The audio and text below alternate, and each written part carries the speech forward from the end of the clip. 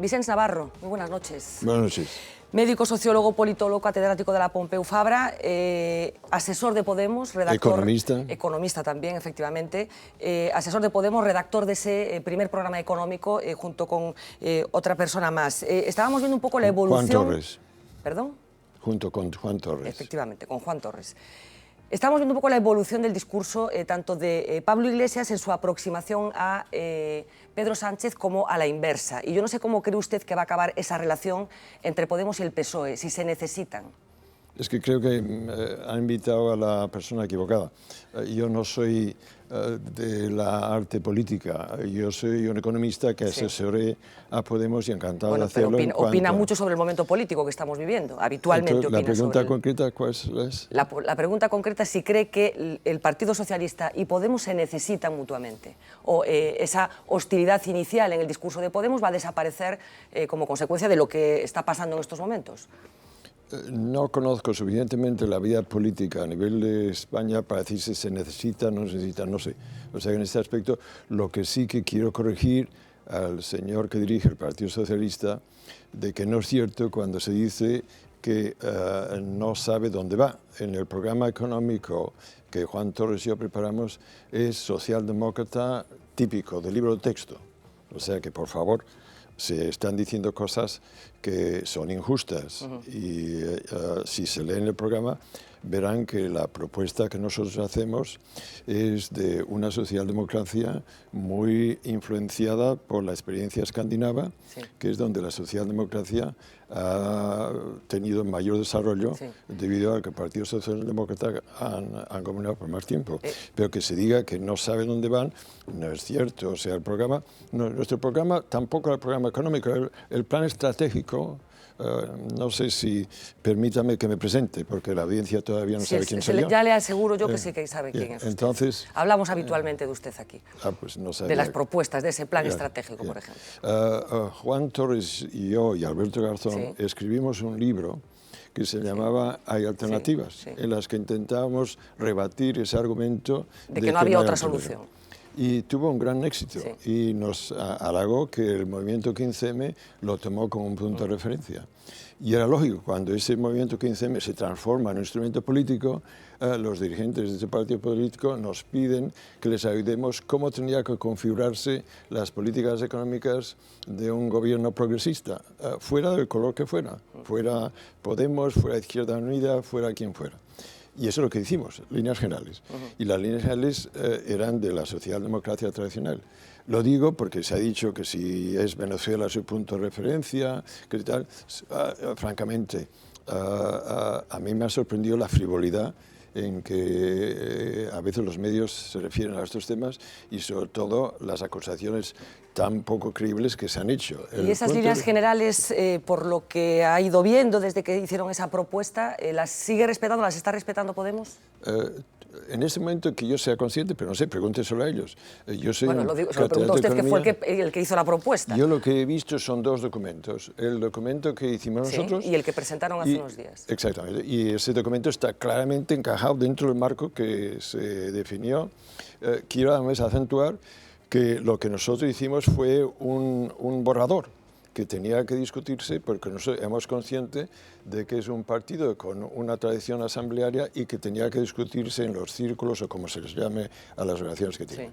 Y por lo tanto éramos conscientes que se debatiría y que incluso algunas propuestas no se aceptarían, nos parece muy bien. Pues mire usted, lo que ha aparecido ahora en preparación hacia las comunidades autonómicas es dentro del marco, o sea que han tenido una enorme coherencia, es de una organización claramente socialdemócrata. Lo que pasa es que lamento que el Partido Socialdemócrata, que así se define, se ha olvidado de que lo es la socialdemocracia. Pero que sepan ustedes y el pueblo gallego que el programa que nosotros preparamos es socialdemócrata de libro de texto. El que no es socialdemócrata, bajo su punto de vista, entonces es el Partido Socialista. ¿Desde cuándo?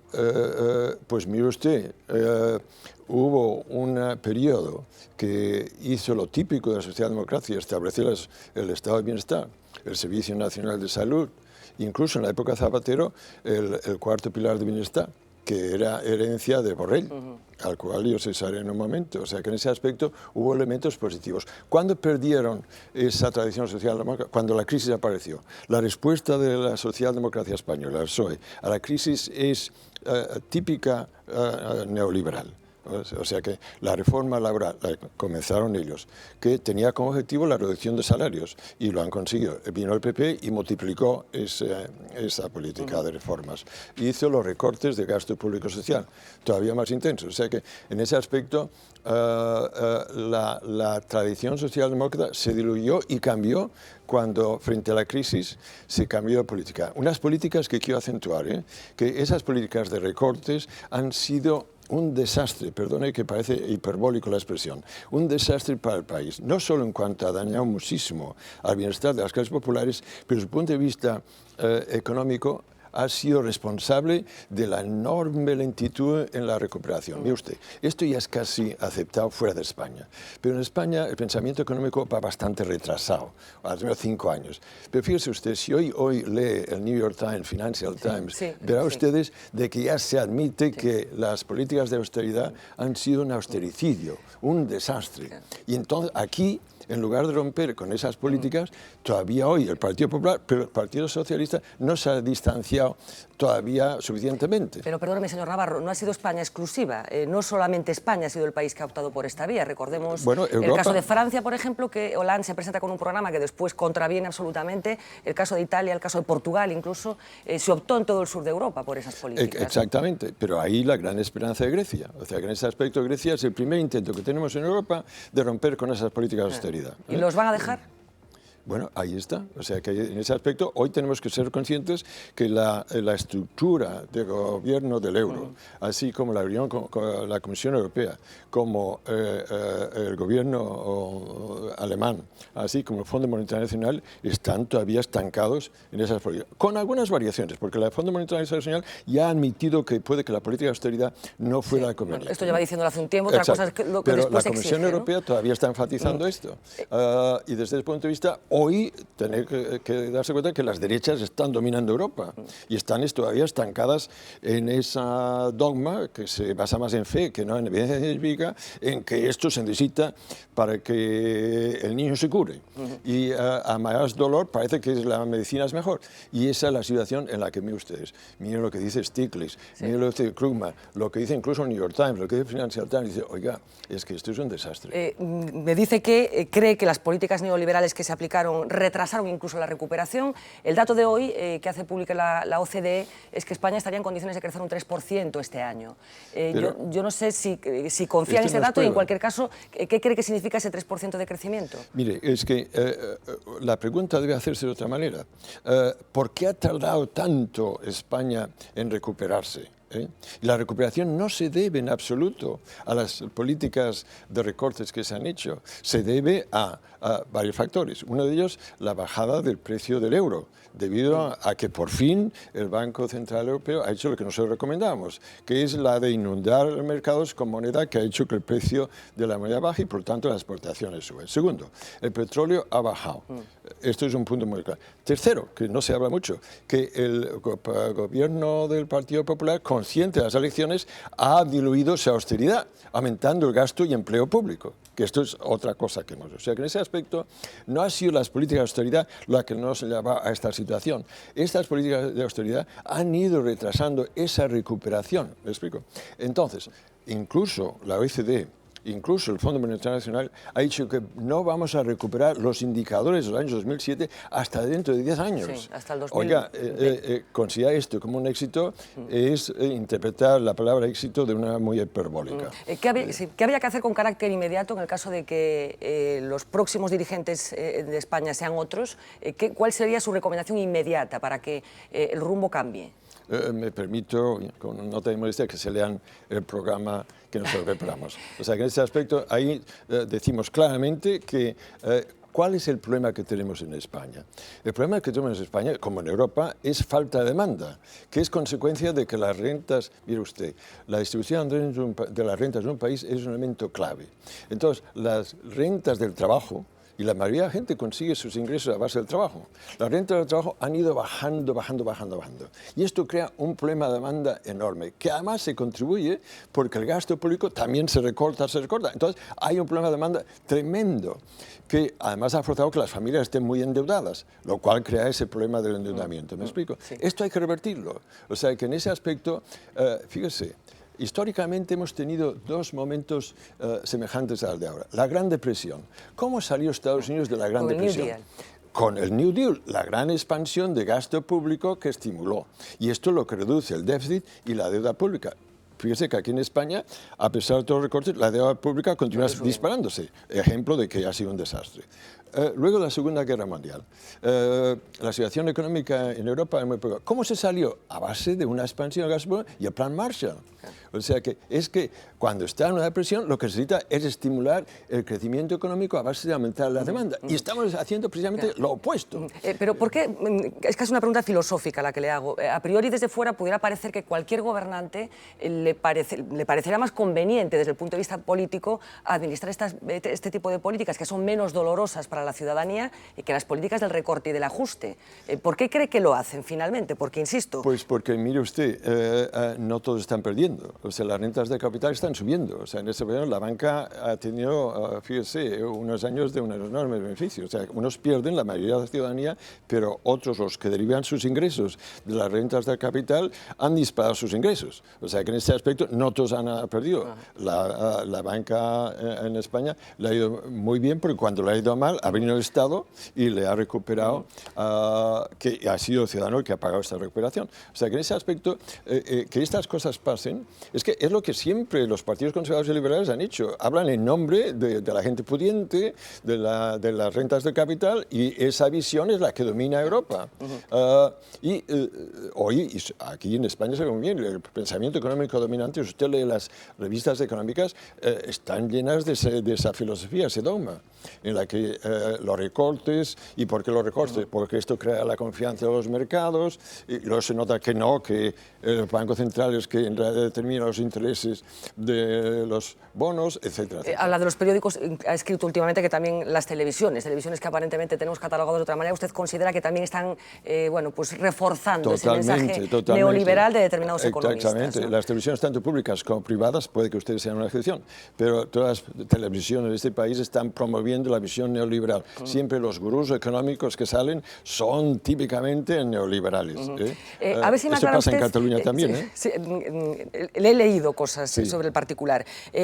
Una de las grandes distorsiones, una de las grandes tragedias de la economía española tiene que ver con la tasa de paro, una auténtica vergüenza que nos sitúa en un sitio que no sé exactamente cómo catalogar, pero fuera de toda medida. Vergüenza, lo he hecho muy bien. Yo no sé, tendemos a escuchar también que hay un paro estructural en España que es imposible de resolver, una tasa a partir de la cual es imposible bajar por bien que vayan las cosas. ¿Por qué España tiene la tasa de paro que tiene en estos momentos absolutamente impresentable y vergonzosa, pero en cualquier caso siempre demasiado alta? ¿Por qué? Por muchas razones, pero mire usted, se le va a sorprender. Si usted mira, los ingresos al Estado son muy bajos. Y en contra de lo que dice el dogma neoliberal, el Estado español es un Estado muy reducido, muy pobre, con poca sensibilidad social y muy poco redistributivo. El país es mucho más rico de lo que el Estado de bienestar tiene. O sea, los ingresos al Estado son menores de lo que debían ser. Y esto tiene que ver con la política fiscal, etcétera, etcétera. La mayoría de la gente que depende de las rentas de trabajo ya pagan impuestos menos, pero no mucho menos que el promedio de la Unión Europea, los 15. En cambio, los que derivan sus rentas de las rentas de capital pagan muy poco. Y eso crea el enorme agujero dentro del Estado. Esos son datos. Bien, entonces fíjese usted, si en España, ¿cuál es el porcentaje de la población adulta que trabaja en los servicios del Estado de Bienestar? Sanidad, educación. ¿Cuál es el porcentaje? 1 de cada 10. Vamos a Suecia, el punto de referencia de nuestro documento. Sí. Supuestamente boliviano de Venezuela, pues mire usted, era Suecia. Entonces, ¿cuántos son? 1 de cada 4. Si España tuviera el mismo porcentaje de la población adulta que trabaja en los servicios del Estado de Bienestar que Suecia, tendríamos 6 millones más de trabajadores, que es precisamente el número de aturados. Eliminaríamos Y mira, ¿y cómo se paga? Eso se puede pagar, mire usted. Yo le digo, haciendo una reforma fiscal y eliminando el fraude fiscal, créanme ustedes que tenemos más que dinero suficiente para tener un estado de bienestar con música Beethoven con background. ¿Me explico? Entonces, hablaba de ese libro que escribió con Juan Torres Alberto Garzón, que finalmente provocó, digamos, ese encuentro posterior con Podemos, propuestas para crear empleo y bienestar social en España. Alberto Garzón, que por cierto está el lunes aquí con nosotros, no ha sido capaz de colocar, digamos, ese discurso político en la agenda. ¿Le da pena que Alberto Garzón no haya capitalizado, digamos, esas ideas que fueron capaces de colocar y que haya sido finalmente Pablo Iglesias? Veremos qué pasa con Alberto Garzón, pero de momento Izquierda Unida tiene los problemas de representación que tiene. Bueno, pero una cosa es los problemas que puede tener, pero hay que ser riguroso, seguro que usted intenta hacerlo. Vamos a ver, Izquierda Unida ha hecho un programa que es semejante al programa que nosotros proponíamos. Sí, pero la gente ha votado a Podemos y no a Izquierda Unida. Bueno, pero esto ya es más una pregunta al politólogo, no tanto al economista. Sí. Ahora, como que soy politólogo, le voy a responder. Yo creo que la atracción que ha tenido Podemos es su radicalismo. Mire usted, la impresión que saco es que la gente a nivel de calle está más que harta del sistema. ¿Me explico? Cataluña igual, ¿eh? O sea que la gente ya, es que es fácil de verlo, que la gente de la calle se siente engañada, no se siente representada. Aquello de, yo soy un entusiasta del movimiento 15M, aquello no nos representan, es lógico. Aquello de que no hay pan para tanto chorizo, se han quedado cortos. Esa es esa imagen de hartazgo. Y se requiere un cambio radical en el país. Y tuvimos una primera transición que fue muy inmodélica, porque se hizo en términos muy desiguales. A un lado había conservadores que controlaban el Estado y el otro las izquierdas que habían liderado la democracia, que salían de la prisión o estábamos en el exilio. Era imposible hacer un producto equilibrado en ese desequilibrio de fuerzas. Ahora estamos viendo una segunda transición. Ya las nuevas generaciones ya no tienen miedo. Nosotros todavía tenemos miedo. La represión fue brutal. Esto hay que aprovecho para decirle a los jóvenes que por el asesinato que hizo Mussolini, Franco hizo 10.000. Bien, desde el punto de vista, ahora la juventud ya no tiene ese miedo. Quiere lo que desean y lo que se merecen. Y esa radicalidad es lo que atrae. Izquierda Unida ha sido una fuerza muy positiva. Ahora, estar dentro del sistema representativo tiene una lógica que la limita también y a nivel de calle se ve como lo viejo. Exactamente. Entonces yo creo que Podemos, la atracción que tiene es que tiene un discurso radical. No solo Podemos, otras fuerzas. Sí, bueno, aquí en el caso de Galicia tenemos las mareas, ¿no? que me parece excelente. O sea que en ese aspecto, y en Cataluña tenemos a Nicolás. Fíjense ustedes qué significa que una fuerza que ni existía hace cosa de 6 meses gana la alcaldía de Barcelona.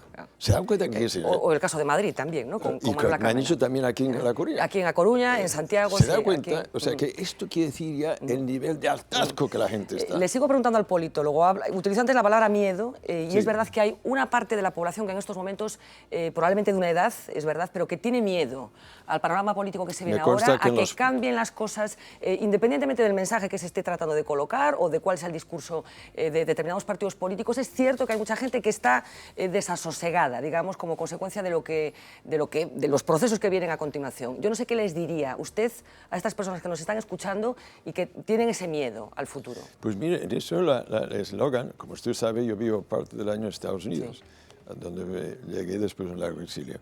Y de ahí que me gusta el we can, que nosotros podemos. Yo creo que es esencial, y de ahí lo que a mí me ilusiona tanto, y espero vivir unos pocos años más para ver lo que va a pasar en España, que la gente está tomando confianza en sí misma, que cuando se movilizan se dan cuenta que tienen un enorme poder. Porque el enemigo número uno a la posibilidad de cambio es el fatalismo, de que no hay manera de cambiarlo, y claro, el sistema es tan poderoso, los medios de comunicación van endoctrinando a la ciudadanía y ya quedan desesperados. De pronto que un grupo de gente, los ciudadanos de segunda mano, en Cataluña, en Barcelona, los catalanes de segunda mano, se organicen y ¡pam!, presenten frente al establishment y ganen. Lo mismo en España, lo mismo aquí en Galicia. Me parece una cosa extraordinaria. O sea, que en ese aspecto que la gente tome cuenta de que tienen poder si se movilizan. Y la gente normal y corriente y que pierdan ese respeto a la autoridad, a la pomposidad del poder, me parece extraordinario. ¿Qué va a pasar con el Partido Popular? Ha escrito que puede acabar como la democracia cristiana en Italia. Hay quien incluso observa en estos momentos en España un proceso de italianización de la política. Muy semejante. ¿Cree que va a pasar? ¿Se va a convertir en un sujeto irrelevante como ha pasado en Italia con los partidos clásicos, digamos? Bueno, piensen que en Cataluña ya ha sido relevante desde hace mucho tiempo. En Cataluña el Partido Popular es un partido residual. Y claro que allí tenemos Convergencia y Unión, que también es la casta y por muchos años. Pero fíjese que la ha pasado en Italia, ¿no? O sea, en Italia esos partidos se reproducen a sí mismos a base de sistemas clientelares. Y siempre y cuando gobiernen, tienen mucha posibilidad de continuar gobernando.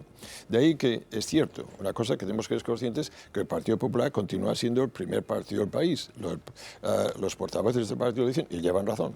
Ahora bien, porque tienen todavía muchas instituciones a través de las cuales consiguen la lealtad electoral movilizando a base de recursos. Ahora, en la medida que van perdiendo poder, va a ser muy difícil recuperarlo, porque el poder lo sostiene a base del clientelismo. En la medida que pierdan esas instituciones, va a ser muy difícil que una vez el Partido Popular pierda. O sea, no nos olvidemos que la gran victoria del Partido Popular, que toda España se convirtió en un mapa azul, fue porque el PSOE colapsó. No fue por el atractivo del PP. Estamos hablando del año 2011, en el que efectivamente se produjo una situación tampoco muy normal en democracia, ¿no? Con ese poder casi omnímodo para una fuerza política. Entonces, ahí, ¿qué pasó? Que el PSOE colapsó y entonces el PP ocupa todo el país. Y tiene muchos recursos para coaptar algunas bases electorales. Ahora, cuando pierda estas, es que dudo que lo recupere. Usted no duda de que va a perder las próximas elecciones. No dudar me parece para un científico es difícil de sostener. Me parece que en términos probabilísticos es bajo. Esto es lo que yo le voy a explicar. Miguel Anxo Bastos es liberal, esto ya se lo digo para que lo sepa antes de que le cuestione la pregunta que tiene pensado en mente, que no sé cuál va a ser, Miguel. No, bueno, yo comparto con el profesor Navarro, que a quien tengo el honor de leer y creo que leí bastante de sus libros, y además que es un señor que escribe muy bien. Ah, muy amable. Es muy amable y escribe muy bien y muy claro, y por lo menos lo que dice ahí tiene liberales muy inteligentes en este país. Sí. ¿En Galicia, en España? En España. No, pero digo que yo el modelo sueco a mí me gustaría. Bueno, ahora te vas a cortar delante del profesor Navarro. No, me gusta el modelo sueco. Me he convencido. Que yo hace tiempo que defiendo el modelo sueco, pero el sueco de ahora. Si vamos al Freser Institute, que hace todos los años un índice de libertad económica, todos los países nórdicos, sin excepción, puntúan más alto en libertad económica que España. En Suecia, que yo sepa ahora, el sistema de pensiones parte es de capitalización, no sé si eso está bien o está mal, parte de capitalización, parte de fondo soberano, parte de reparto, o sea, tradicional. Creo que se privatizó en parte el sistema escolar y el sistema educativo. Es decir, y sobre todo, ¿aceptaría usted el sistema laboral sueco en España? O porque el sistema sueco que tiene una estructura fiscal relativamente parecida a España. Quiero decir que hay comunidades autónomas en España que tienen unos tipos marginales muy parecidos al sueco, por ejemplo, Andalucía y otros. Es decir, pero el modelo sueco no hay que cogerlo solo en los impuestos, el modelo sueco hay que cogerlo completo. Es decir, no solo con que tiene impuestos muy altos, es cierto, tienen mucha gente trabajando en el sector público, ¿cierto? Sí, por cierto, sin sistema de estatuto, es decir, que pueden contratar, despedir, ese tipo de cosas así, que es una cosa que no hay en España. Es decir, la pregunta es esta, ¿cogeríamos el modelo sueco todo o solo el fiscal? Que como parece defenderse de sus propuestas. No, observaciones muy interesantes. Mire, usted, yo cogería el modelo sueco socialdemócrata, porque como usted sabe, la socialdemocracia perdió las elecciones y vio una coalición del Partido Liberal, sus amigos y los conservadores. Y claro, hicieron una serie de reformas que yo no estoy de acuerdo. ¿Me explico? Sí. Ahora, hay que también ser justos con los conservadores y liberales suecos, que a mí me gustaría que los de casa tomaran también aquellos partidos como punto de referencia, porque mantuvieron muchas de las características de la socialdemocracia sueca. O sea, hicieron cambios que yo estoy en desacuerdo, pero mantuvieron el estado de bienestar en su base. Entonces, usted lleva razón, no se puede tomar aquí un elemento y no del otro. Aquí la gran medida de atracción de la socialdemocracia en los países escandinavos es que han hecho de la protección social un elemento clave. Dentro de esta protección social se permite mayor flexibilidad, pero por ejemplo, seguro que usted tendrá gran simpatía a la flexiseguridad. Pues mire, yo también la tengo. Sí. Ahora bien, con una diferencia. Hablar de flexiseguridad sin haber un estado de bienestar me parece muy duro. Seguro que usted coincidirá, espero. Pero claro, saben ustedes qué es la flexibilidad, sí, ¿no? Sí, o sea, que en ese aspecto me parece excelente de que ahora hay una plataforma de seguridad que al trabajador que vaya, más que mínima, bastante grande, de que vaya de un lugar a otro, le ayudan a encontrar casa donde ir la familia, escuela para los niños, etcétera, etcétera, y los sueldos al mismo nivel. Prestación de desempleo. Exacto, ¿me explico? O sea que, claro, es ahí donde se puede entonces experimentar en nuevas áreas de flexibilidad porque hay una seguridad muy amplia. Y las regulaciones económicas también, ¿eh? ¿Perdón? Las regulaciones económicas, es una economía más desregulada. Sí, pero cuando usted dice de que la contratación es que son sindicatos muy fuertes. Bueno, hay uno solo, y el LO, si no me equivoco. Exacto. Pues muy fuerte. O sea, fíjese que el 80% de personas que están en el mercado de trabajo está sindicalizada.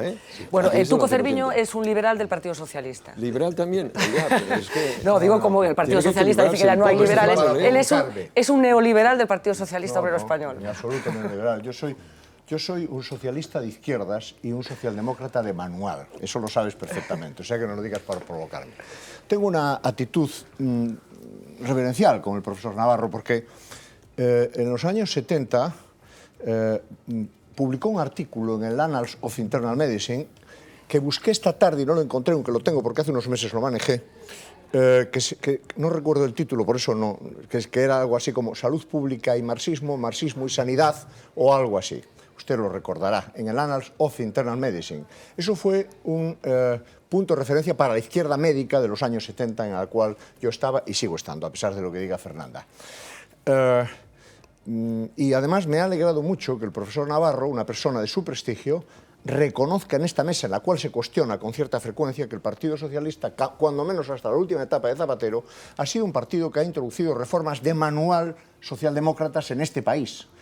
El único que lo ha hecho, obviamente, es el único que ha tenido el poder y que ha desarrollado un estado del bienestar que no está tan lejos del de otros países, aunque es verdad, el profesor Navarro también tiene un libro sobre los déficits del estado del bienestar en nuestro país.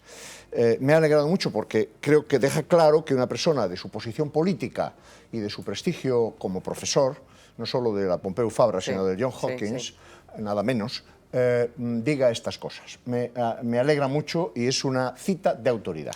Pero ahora le voy a hacer una pregunta política, si usted me permite. ¿No cree usted que para que Podemos pueda aplicar el programa basado en el plan estratégico que usted con Garzón y con el profesor Torres hicieron, por cierto, un programa que sí está basado en la socialdemocracia, el de ahora, pero no el anterior? Podemos ha pegado un cambio importante. Pero en el plan estratégico no está Garzón. No, claro. Evidentemente. Sí, perdón, efectivamente, pero bueno, tiene que ver con ese libro también, ¿no? ¿Usted no cree que para poder llevar a cabo eso Podemos tiene que ganar las elecciones, tiene que asaltar los cielos, como dice Iglesias Turrión? Y bueno, habiendo sacado, como sacó el 9% de los votos en las elecciones autonómicas, el 9%, y habiendo sacado el Partido Socialista Obrero Español el 25%, me parece complicado que realmente obtenga una mayoría suficiente para poder aplicar ese programa que usted dice, con el cual, pues con muchas de las cosas que dice, yo con el 90%, porque yo he leído ese plan estratégico, yo estoy de acuerdo con el 90% o incluso más, pero es difícil que Podemos alcance el poder por sí solo, parece difícil en esta fragmentación y fluida situación política. No, yo estoy de acuerdo. O sea, pero recuerdo, ahora contesta el politólogo en mí. Sí. Yo creo que aquí lo que se necesita es una confluencia de todo un abanico de posibilidades que van desde el centro izquierda a la izquierda radical, incluso algunos elementos del liberal de izquierdas, para una coalición para hacer una segunda transición en este país. Y ahí incluyo elementos del Partido Socialista. Yo tengo un enorme respeto a las bases del Partido Socialista. A veces a mí se me critican algunos, ¿por qué consideras tú el PSOE de izquierdas? Digo, pues las bases son de izquierdas. Y sus acciones de gobierno. hasta la última etapa de Zapatero. Exactamente, porque ahí yo creo que ahí sí que se tiene que hacer una crítica muy fuerte y me ha decepcionado el Partido Socialista que no ha hecho una autocrítica como tiene que hacer. O sea que en ese aspecto la reforma de la Constitución ya es el máximo en cuanto a lo que no tenía que haberse hecho. Y espero que lo hagan. Y que al menos haya una rebelión de las bases en contra de esa dirección. Y están mal asesorados. Economistas como el señor Díez, que es el gurú económico del país y tal, no son los más acertados para asesorarles en esa vía. Ahora, lleva usted razón. O sea, en este aspecto Podemos haya tenido un impacto muy positivo, sin duda, radicalizando. Sin duda. Entonces yo creo que va a ser una coalición grande, como ha pasado en Cataluña, como ha pasado acá, en la que yo creo que elementos del PSOE tienen que integrarse en esa... Va a ser difícil eso, profesor Navarro. No, yo no creo porque... votantes ya los ha habido. No, pero fíjese... Pero elementos de militantes es complicado. Pero fíjese, lo que ha pasado en Barcelona, permítanme, ¿no? Seguro que lo que ha pasado en Barcelona también es relevante. Sin duda. Ahí lo que hemos visto en Barcelona, en las elecciones, es que Barcelona, seguro que la conocen, una ciudad bellísima, pero sí, además de una enorme diversidad social. ¿Quién ha puesto a Ada Colau en la alcaldía? Pero ya no solo en cuanto a personas, sino en cuanto al grupo del movimiento. Aquellos varios trabajadores obreros que votaban al socialismo. ¿Me explico? Sí. Y ahora que yo tengo muchos amigos en la dirección del PSC, yo era gran amigo de Pascual Maragall, se dan cuenta de que están perdiendo este voto. Entonces, es ahí donde, incluso por mero electoralismo, aunque es mucho más, porque hay gente joven en el Partido Socialista Catalán que con una visión y que yo tengo esperanza que vaya a adquiriendo mayor potencia. Es ese punto de que ahí ha sido una queja de las clases populares de Barcelona, y basta. Pero no solo en cuanto a los partidos, sino en cuanto al politiqueo. Si me permite un poco lo que ha pasado aquí hace unos minutos. ¿Cómo se alía con este? El pueblo ya está cansado. Oiga, ustedes únanse, si no, váyanse. ¿Me explico? Sí, y ese únanse una cosa. Le dirán también al PSOE.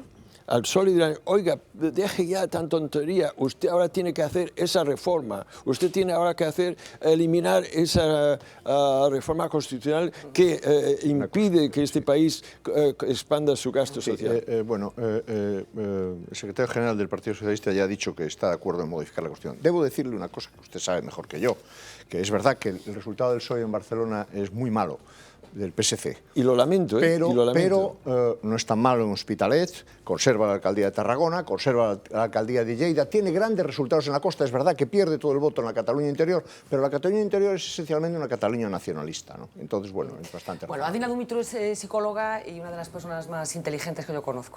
Adelante. Muchas gracias. Bueno, yo coincido con muchas de sus propuestas y tengo el honor también de haber leído muchos de sus libros.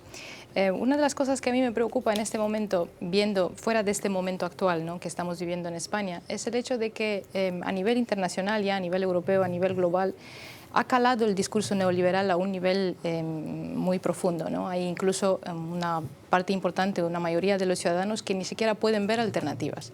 No son solo los ciudadanos, sino que hay una mayoría de economistas que no pueden ver alternativas, que incluso, más allá de los intereses que pueden tener algunos economistas, ¿no?, puntuales trabajando en la línea conservadora, muchos de ellos tienen una auténtica confusión a la hora de hablar. Yo lo he visto a veces, a la hora de hablar de opciones de izquierdas, de verdad, de una organización internacional de izquierda de verdad. No solo eso, sino que, por ejemplo, todos los movimientos que ahora apoyan las mareas aquí, por ejemplo, lo que ha pasado en Barcelona, todos los movimientos de base, de estimulación de la economía local, de todo lo que se llama ahora a nivel europeo innovación social, ¿no? Hay un esfuerzo de captura por parte de la misma Unión Europea, por parte del discurso neoliberal, de todos esos movimientos, ¿no?, porque los están utilizando en este momento como excusa para la retirada del estado de bienestar, ¿no? El tema de cooperativas de crédito, de bancos de tiempo, que tomen esa posición, que cubran lo que cubría antes el estado de bienestar. Entonces mi pregunta es, en su opinión, ¿cuál es ¿qué opciones tiene en este momento la izquierda, más allá de España, la izquierda europea, la izquierda internacional, la izquierda global, ¿no?, de organizarse y de organizar realmente una plataforma política y un discurso político que pueda proponer alternativas auténticas, enfrentándose por otro lado y teniendo que pelear y trabajar a veces con los instrumentos del sistema construidos tal y como son, ¿no?, que se han neoliberalizado de tal manera que en este momento cualquier izquierda que gobierne, incluso a nivel europeo, para operar un cambio de verdad, un cambio profundo del alcance del que usted propone, necesitaría una mayoría absoluta casi, ¿no?, de apoyo en Europa. Es que yo creo que ya hay elementos para que pueda establecer esta situación. Piensa aquí qué pasa en España. Es que si a usted le hubieran dicho que aquí en La Coruña tenían el gobierno que van a tener hace solo un año, no se lo hubiera creído. A mí me dicen en Barcelona que iba a haber una fuerza liderada por Ada Nicolau, que era una persona que se la despreciaba por parte de la estructura de poder, pero esta mujer, ¿quién es? Y tal. Y ahora cuando ha ganado, pero es que no sabíamos ni siquiera dónde estaba esta gente. Pues mire usted su pueblo, es la clase trabajadora de su país, despiértese, ¿me explico? Está pasando en todas partes de España. En todas partes de España. Y pasará incluso en Madrid. ¿Y en Europa? ¿Y en el resto de Europa? Pues mire usted qué pasa en Grecia. Grecia es muy importante. El temor que tiene a Grecia es España. Porque si España se enfrenta a estas políticas de austeridad, que creo que el Partido Socialista tenía que haberse enfrentado, tenía que haber hecho lo que está haciendo Syriza, España tiene mucho peso, ¿me explico? O sea, piense usted que si se suma el Producto Interno Bruto de Francia, Italia y España, oiga, es mucho más que el alemán, porque no se juntan ustedes, ¿me explico? Hoy el que domina Europa es el gobierno alemán de tradición conservadora y, por desgracia, la socialdemocracia con Schröder fue también el que comenzó esas reformas. Entonces, desde ese punto de vista, fíjese usted que en ese sistema hay toda una movilización. Ahora, fíjese, usted es muy joven para recordar lo que fue la Segunda Guerra Mundial, pero es que nos jugamos muchísimo. Si esa izquierda no gana, vamos a tener nazismo. O sea, ¿qué pasa en Francia? O se va por la izquierda como en España, o se va a la derecha como en Francia. Oiga, el Le Pen, el partido, puede gobernar Francia. O sea que el rechazo de la población es tal hacia esa Europa. Fíjese que a los que luchamos en la resistencia antifascista, Europa es nuestro sueño, la democracia y el estado de bienestar, y hoy se ha convertido en nuestra pesadilla. ¿Me explico? Entonces, esa Europa está adquiriendo un rechazo por parte de la que puede ir hacia la derecha, ultraderecha, o hacia la izquierda radical. Y es ahí donde yo veo muchos gérmenes de esa situación. O sea, fíjense que en un año no hubiera pensado que ustedes van a tener el gobierno que tienen. Pues puede ocurrir, y lo de Grecia es muy importante, porque el miedo que tienen no es a Grecia, es a España. Y es ahí donde yo critico de nuevo a la socialdemocracia, que no ha apoyado entre los socialistas, el único que ha apoyado el gobierno Syriza es Borrell. Los demás un silencio. Antes, al contrario, el señor Díez, este economista, lo pone verde cada 2 por 3. Oiga, que son sus hermanos, que son los hermanos. Una breve pregunta económica, ¿no? De la agenda, de cuál debe de ser la agenda económica que debe de asumir la izquierda europea. Y voy a simplificar mucho por razones de tiempo, pero debe ir por una vía de apoyar economías locales muy localizadas que estén conectadas a este nivel global, o debe ir por la vía de la recuperación de la solidaridad de la clase trabajadora, por ejemplo, en diferentes sitios, y de la lucha, ¿no?, del planteamiento de la lucha del capital y la lucha de los trabajadores. No, es que la lucha capital y trabajo siempre está ahí. Lo que pasa es que el trabajo siempre está redefiniendo. O sea, en ese aspecto, la clase trabajadora ya es casi en la mayoría, las clases medias se van proletarianizando. Y en ese aspecto hay una redefinición. Como decía antes, las rentas de capital han ido subiendo y las rentas de trabajo han bajado, pero estas rentas de trabajo proceden de la gran mayoría de la ciudadanía. O sea, las bases para establecer alianzas de clases son enormes. Entonces, en respuesta a su muy buena pregunta es, bueno, se necesita todo. O sea, que en ese aspecto se necesita una alianza de fuerzas que pueden convertirse en mayoritarias a nivel de toda Europa. pero también a nivel local. No hay contradicción entre el renacimiento del carácter identitario que existe en Galicia, en el País Vasco, en Cataluña, en que ese intento de recuperar una entidad que la globalización está diluyendo y que yo aplaudo ese intento de recuperar la identidad. No existe incompatibilidad ese intento y la compartir soberanía en cuanto a países, naciones que tienen un objetivo común. Pero el punto clave es revertir las políticas que hoy se están siguiendo. Lourenço Fernández Prieto es historiador y un analista muy profundo también de lo que pasa. Bueno, encantado y es un placer tenerlo hoy aquí. Habló de algo que me parece muy interesante, ¿no? Y que forma parte ya no de su análisis, sino de su experiencia, así lo dijo, ¿no? Perdón, que le llama la atención positivamente ese aumento de la confianza social, ¿no? Un aumento, o sea, que una sociedad democrática necesita una sociedad democrática y activa, ¿no? Y capaz de movilizarse y de hacer lo que hoy está haciendo, ¿no? Y esa es la primera pregunta. ¿A qué cree que responde, desde su punto de vista, esa confianza social? Y la otra pregunta tiene que ver con esta cuestión de la nueva agenda, ¿no? A la que también se refería Dina. La socialdemocracia escandinava generó un modelo que no es poco, ¿no? Intentar reproducirlo aquí, en fin, algunos lo aplaudimos y nos parece magnífico. Pero también hay una nueva agenda que está en Escandinavia y está aquí y está en el mundo entero, que tiene que ver con los compromisos medioambientales, con reducir el consumo, con la soberanía alimentaria. Y entonces la pregunta en ese sentido es doble, ¿no?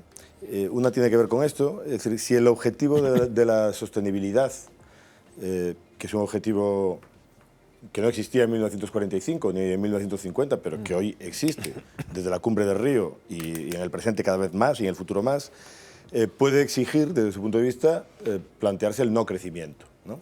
Y por lo tanto eliminar la idea de crecimiento de la idea de sostenibilidad. Esa es la tercera. Y la cuarta, que tiene mucho que ver con todo el debate que aquí se está planteando y con el futuro, ¿no?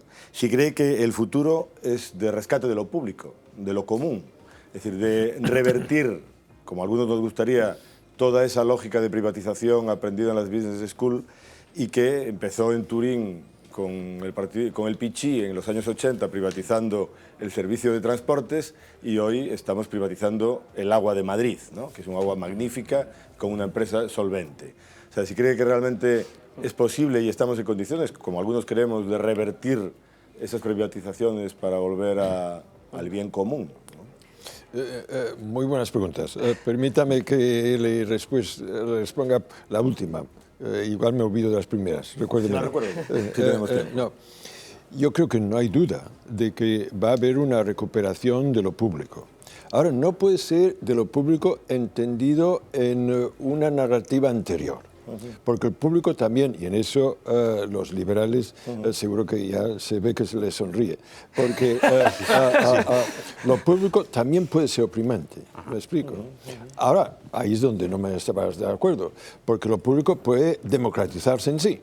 O sea, el privado no es por definición más eficiente que lo público. La experiencia que tenemos, mire usted, la sanidad de Estados Unidos es excelente en cuanto a hospitales. En cuanto al sistema, es un desastre. Y la mayoría de la ciudadanía quiere el cambio. Entonces, no hay que idealizar el sector privado que es más eficiente que el público. Depende.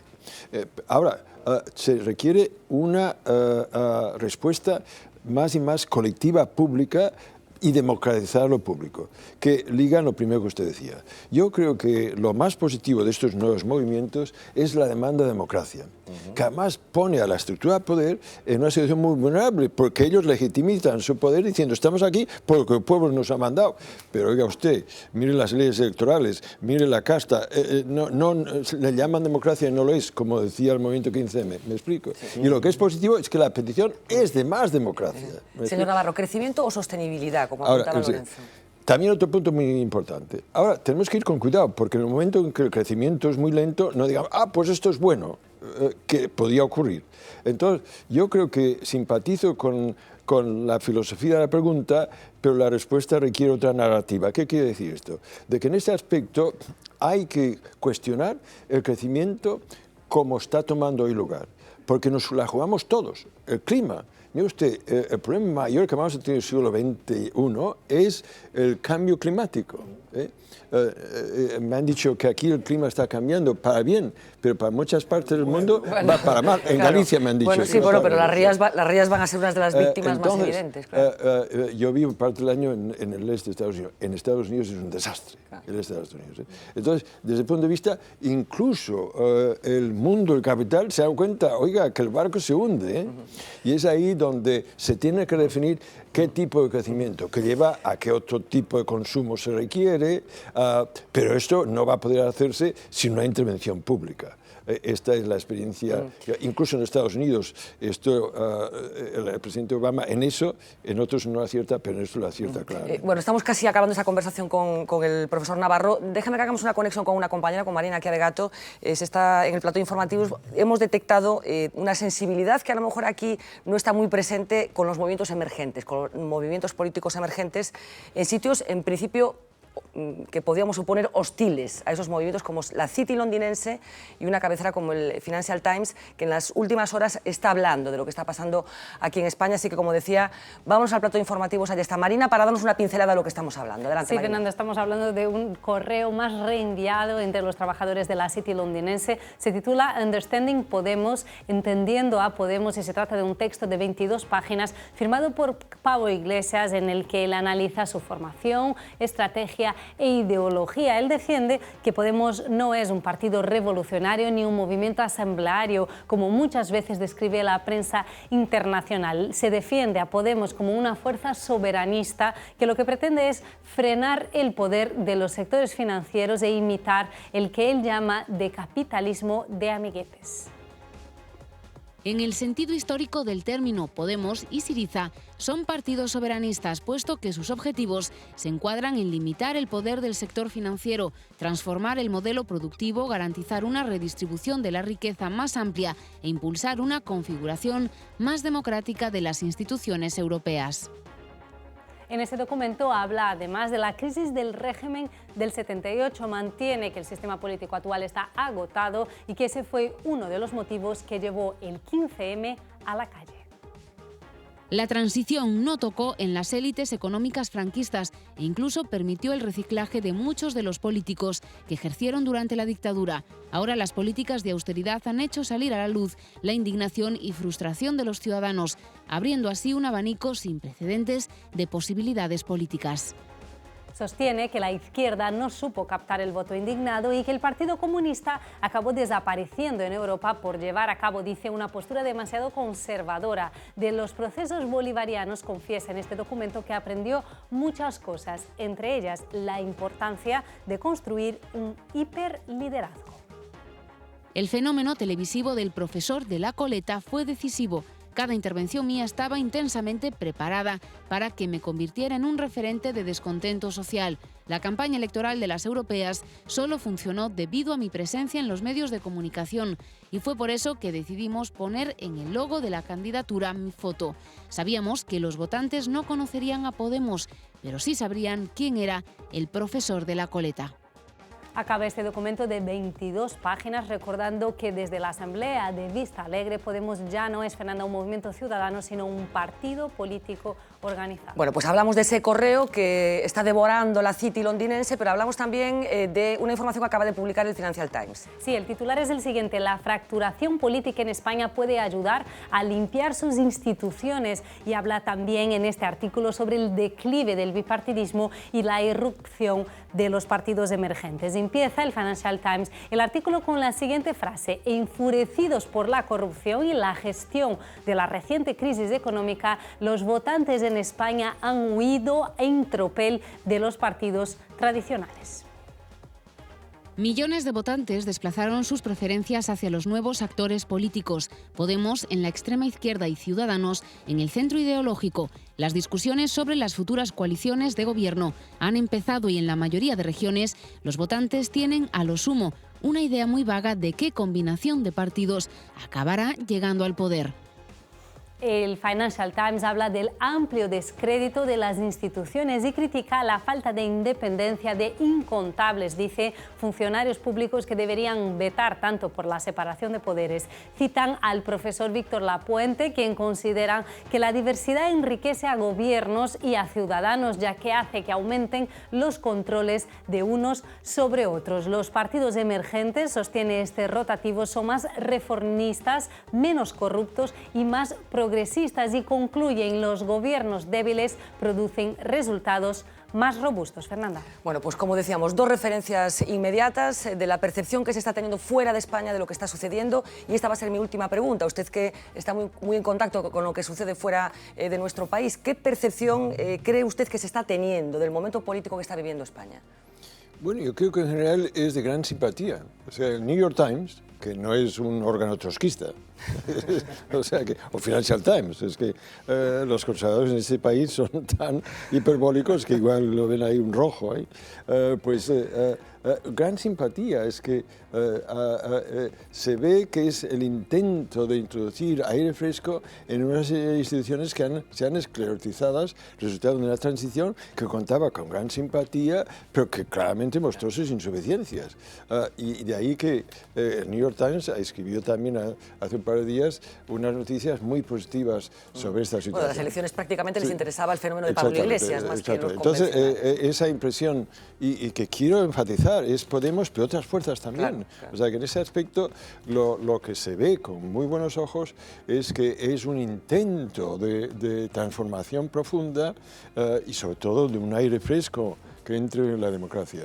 Esta es la impresión que yo saco. Pero siempre hay los ultraconservadores que ven que el caos, ahora la situación de la estrategia de las fuerzas conservadoras, es decir, que ahora estamos saliendo debido a consecuencia del éxito de las políticas de austeridad, la alternativa es el caos, y ahora resulta el señor Rajoy, en defensa de la unidad nacional, amenazado por el silbido del Barça. Esta es la estrategia del PP. Pero esto a nivel internacional no se ve con buenos ojos. Pues profesor Navarro, de verdad, muchísimas gracias, un auténtico placer que nos haya concedido esta entrevista y que nos haya acompañado en este programa en el que procuramos dar claves de lo que está sucediendo en estos momentos tan apasionantes también para los que nos dedicamos a la información. De verdad, un auténtico placer. Para mí estar en Galicia es estar en casa. Muchísimas gracias.